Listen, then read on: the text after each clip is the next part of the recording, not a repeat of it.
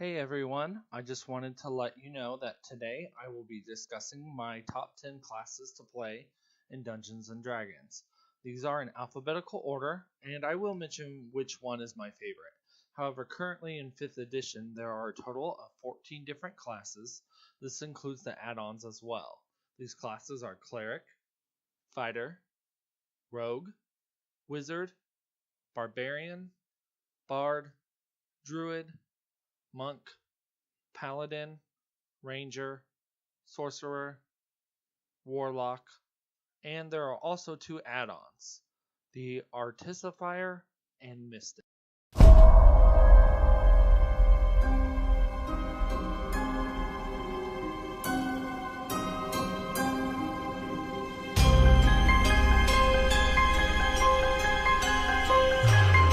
The Barbarian features two archetypal paths, the Berserker and the Totem Warrior.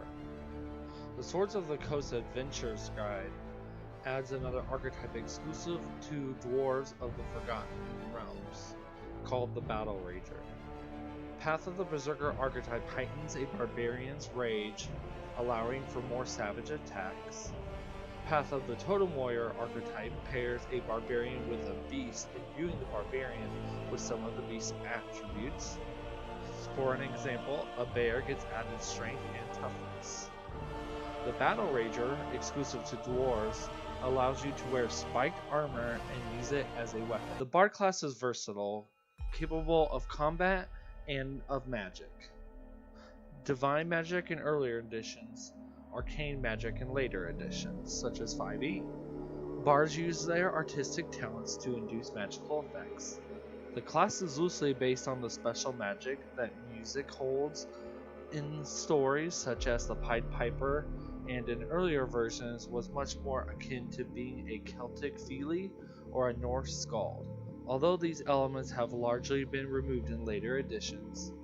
Listed inspirations for bards include Taliesin, Homer, Will Scarlet, and Alanadale. Clerics are versatile figures, both capable in combat and skilled in the use of divine magic. Clerics are powerful healers due to the large number of healing and curative magics available to them. With divinely granted abilities over life or death, they are also able to repel or control undead creatures. Whether the cleric repels or controls undead is dependent on the cleric's alignment. It is the only class to be in every version of Dungeons & Dragons without a name change. Druids wield nature-themed magic. Unlike the cleric, druids do not have magical powers against undead, and in some editions cannot use metal armor.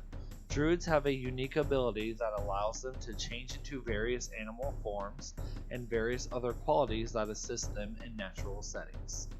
A fighter is a versatile weapons-oriented warrior who fights using skill, strategy, and tactics. Fighter is a generic and broad class. Individual fighters have diverse backgrounds and different styles. Bodyguards, adventurers, former soldiers, invading bandit kings, or master swordsmen are all fighters. Yet they come from all walks of life and backgrounds and often find themselves on very different alignments, goals, and sides in a conflict. The monk is my second favorite class, and the monk features 3 monastic traditions. A monk can choose from the way of the open hand, the way of the shadow, and the way of the 4 elements.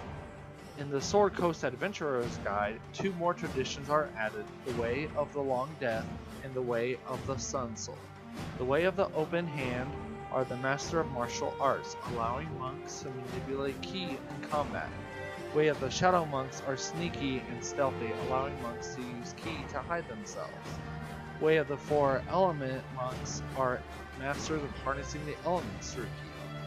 The Sword Coast Adventurer's Guide added the way of long death, allowing monks to use ki to manipulate life and death itself, and the way of the sun soul, which allows monks to channel their life energy into attacks. Rangers are hunters and skilled woodsmen, and often live reclusive lives as hermits. At 3rd level, players choose from one of 2 ranger archetypes, the hunter and the beastmaster. The hunter archetype is the protector of civilization against the terrors of the wilds, giving the character special abilities in fighting.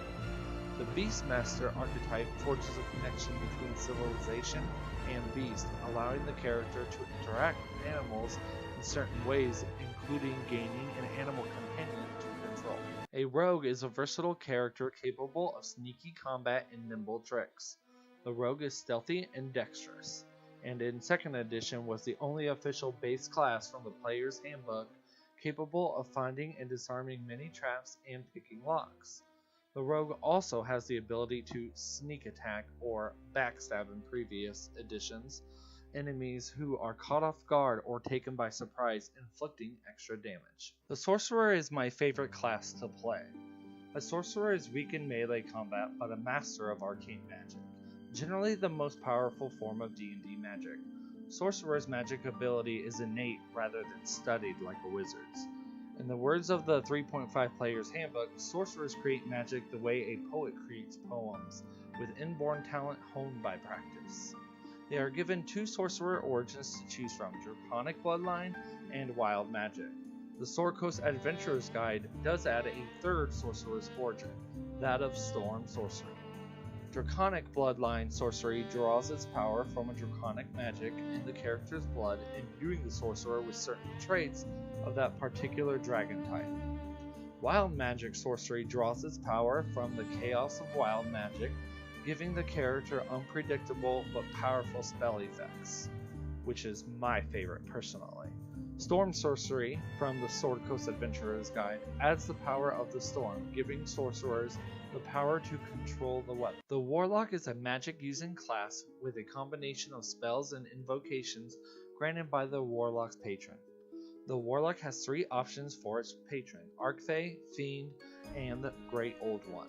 Warlocks with a patron of Archfey make pacts with the powerful lords of the Faerie, wild incarnations of the forces of nature, to gain their power. Those with the Fiend patron make deals and bargains with infernal powers such as demon lords and princes of hell for magic.